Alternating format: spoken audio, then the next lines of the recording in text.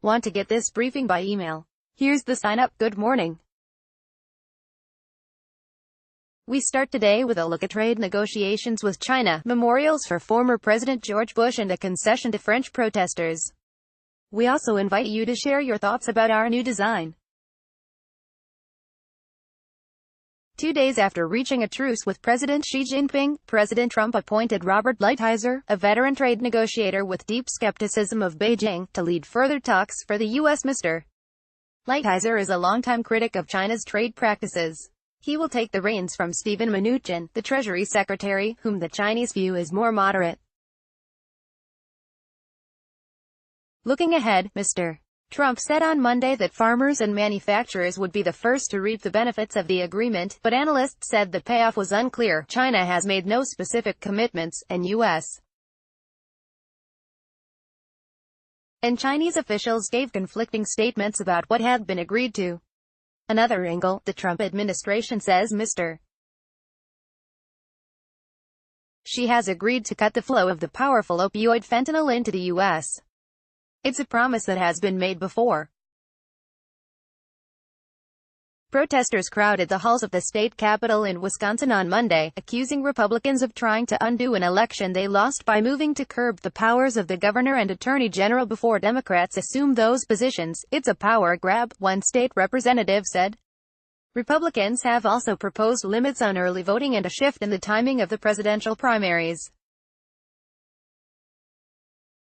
Background: single parties have come to dominate state legislatures in recent years, allowing lawmakers to make significant policy changes even as Washington wrestles with gridlock.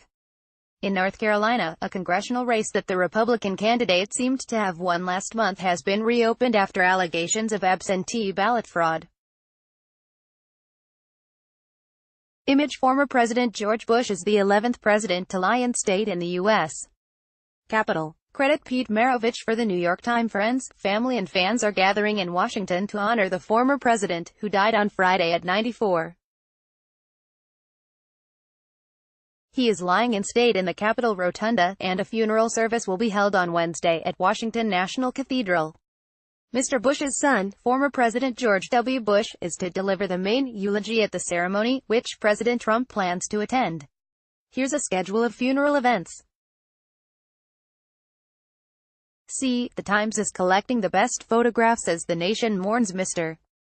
Bush. In his words, the 41st president was a prolific letter writer, and his writings offer a brief history of the second half of the 20th century. Here are some highlights. Looking back, Mr. Bush's successful campaign for the presidency in 1988 included a racially charged attack ad that remains among the most controversial in modern politics.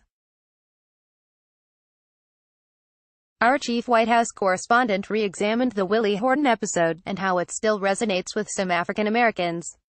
The government will suspend for 6 months a tax increase on gasoline and diesel fuel that had been slated for January, Prime Minister Edouard Philippe told lawmakers today in a closed-door meeting. The move, a major concession by President Emmanuel Macron, is an attempt to quell weeks of protests by the so-called Yellow Vests movement.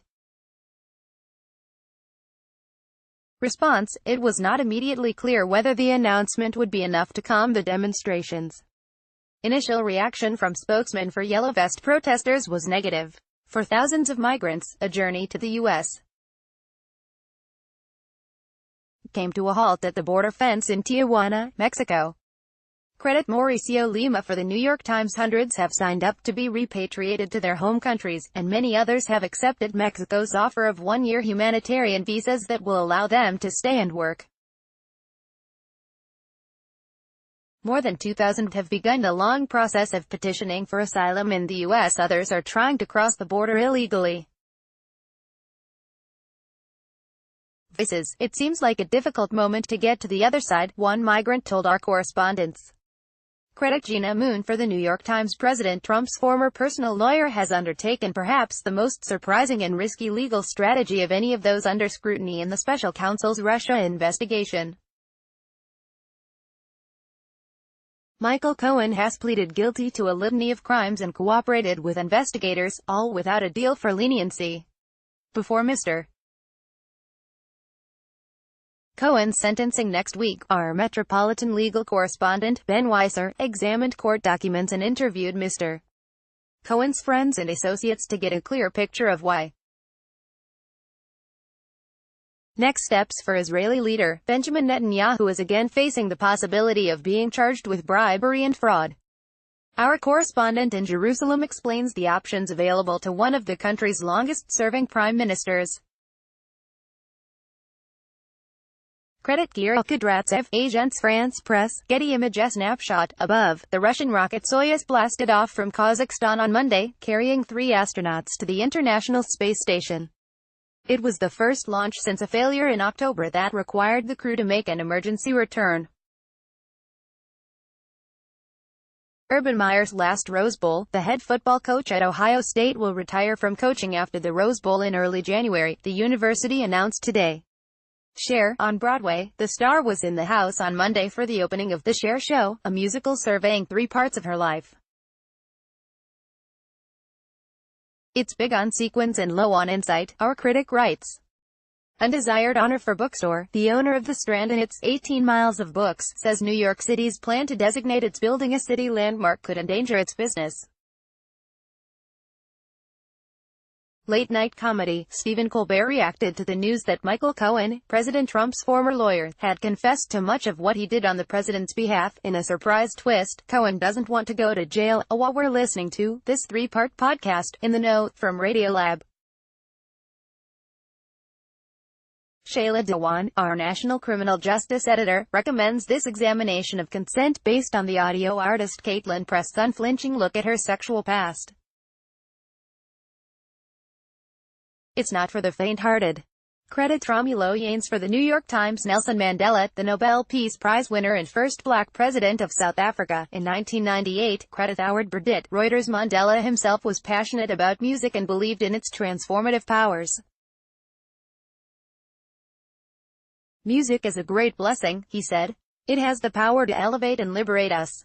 It sets people free to dream. His musical tastes were far-reaching.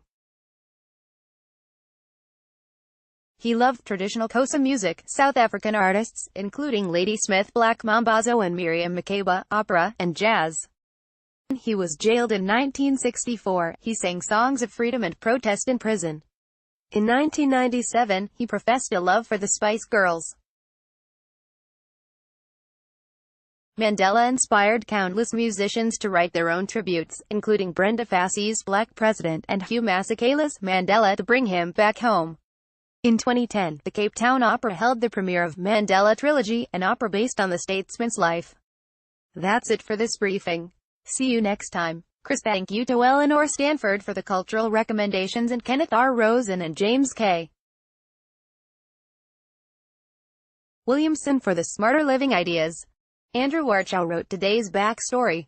You can reach the team at briefing@nytimes.com. P.S. We're listening to The Daily. Today's episode looks at what the West got wrong about China. Here's today's mini crossword puzzle, and a clue. Notably intelligent bird, 4 letters. The Times hasn't lost a libel case brought in the U.S. over one of its articles in at least 50 years, partially thanks to a 1964 Supreme Court opinion. Chris Stanford is based in London and writes the U.S. version of the Morning Briefing. He also compiles a weekly news quiz. He was previously a producer for the desktop homepage and mobile site, helping to present the New York Times' news report to readers. Before joining the Times in 2013, he was an editor and designer at The Washington Post and other news organizations. At Stanford C.